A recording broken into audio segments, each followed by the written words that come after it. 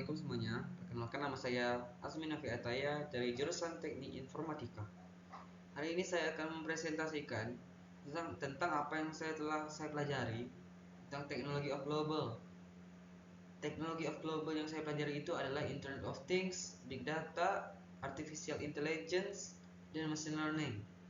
Oke, tanpa banyak basa-basi kita lanjut ke materinya langsung. Apa itu Internet of Things? Internet of Things atau juga dikenal dengan singkatan IoT merupakan sebuah konsep yang bertujuan untuk memperluas manfaat dari konektivitas internet yang tersambung secara terus-menerus. Adapun kemampuan seperti berbagi data untuk sebagai remote control dan sebagainya, termasuk juga pada benda di dunia nyata. Contohnya itu seperti bahan pangan, elektronik, koleksi peralatan apa saja, termasuk benda hidup yang semuanya tersambung ke jaringan lokal dan global melalui sensor yang tertanam dan selalu aktif. Jadi IoT ini sudah ada di berbagai perangkat atau apa itu, seperti contohnya itu ya. Kita langsung ke contohnya aja. Untuk IoT itu seperti di bidang transportasi, contohnya itu seperti smart car. Smart car itu kayak Tesla, tahu kan pasti Tesla. Tesla itu adalah sebuah mobil listrik yang bisa mengendarai dirinya sendiri. Dan juga sistem autopilot di pesawat juga menggunakan IoT maupun sistem trafik di jalanan. Sedangkan di bidang pertanian, IoT ini digunakan untuk mengumpulkan data-data seperti suhu, curah hujan, dan lain-lain melalui sebuah mesin otomasi. Jadi IoT ini sangat bermanfaat bagi kita karena mempermudah pekerjaan kita dan juga memajukan teknologi. Juga IoT ini sangat berguna ya teman-teman. Baiklah, lanjut ke materi selanjutnya, yaitu Big Data.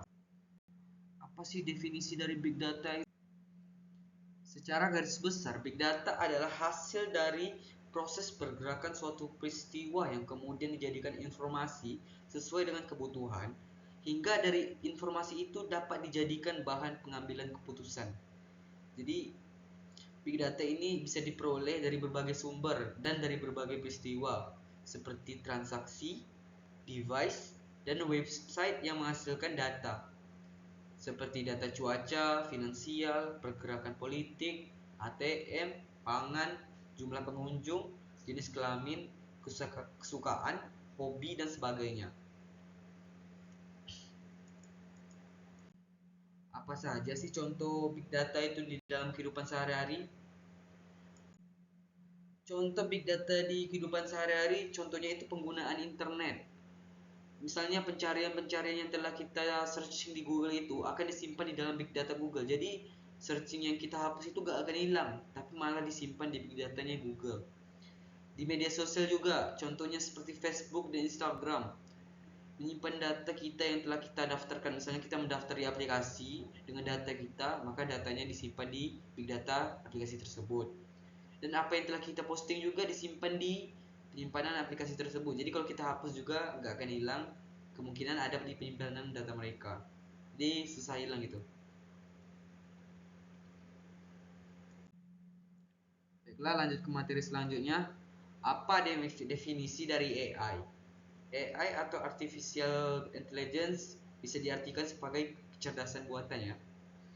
Baiklah, definisi dari AI itu, AI itu sendiri adalah simulasi kecerdasan manusia yang diterapkan ke dalam sistem komputer atau perangkat mesin lain sehingga perangkat tersebut punya cara berpikir seperti manusia. Jadi bisa disimpulkan adalah AI ini sebuah sistem yang ditanamkan di komputer agar komputer tersebut bisa berpikir seperti manusia. Tujuan diciptakan AI ini adalah untuk membuat teknologi yang mampu meniru aktivitas kognitif manusia, seperti cara belajar, melakukan penalaran, mengambil keputusan, dan mengkoreksi diri. Jadi si AI ini diharapkan mampu berpikir seperti manusia agar bisa melakukan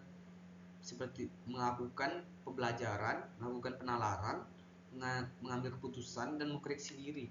Jadi dia bisa seperti manusia gitu, berpikir dengan cara berpikirnya mirip seperti manusia. Oke, lanjut.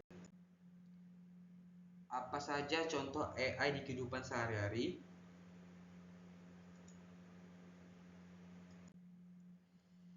Contoh AI yang sering ada di kehidupan sehari-hari, yaitu contohnya itu mobile banking.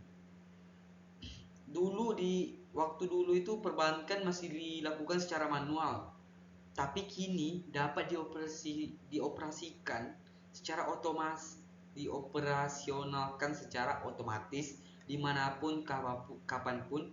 Kita bisa memanfaatkan aplikasi mobile banking untuk melakukan transaksi keuangan apa saja tanpa perlu khawatir tidak adanya mesin ATM terdekat.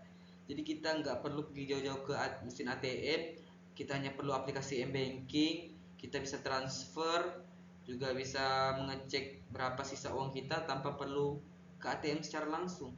Jadi itu mempermudah kehidupan kita. Dan juga contoh di aplikasi transportasi online, seperti untuk mengelola interaksi user dengan fitur aplikasi transportasi online. Misalnya itu ketika kita memesan layanan ojek online, kita akan menerima pesan notifikasi untuk menyampaikan di mana posisi driver ojek online hingga lama waktu tunggu yang kamu perlukan. Jadi kita tuh tidak perlu menunggu di tempat penunggu di stasiun bis atau tempat angkutan umum. Kita tidak perlu menunggu lagi.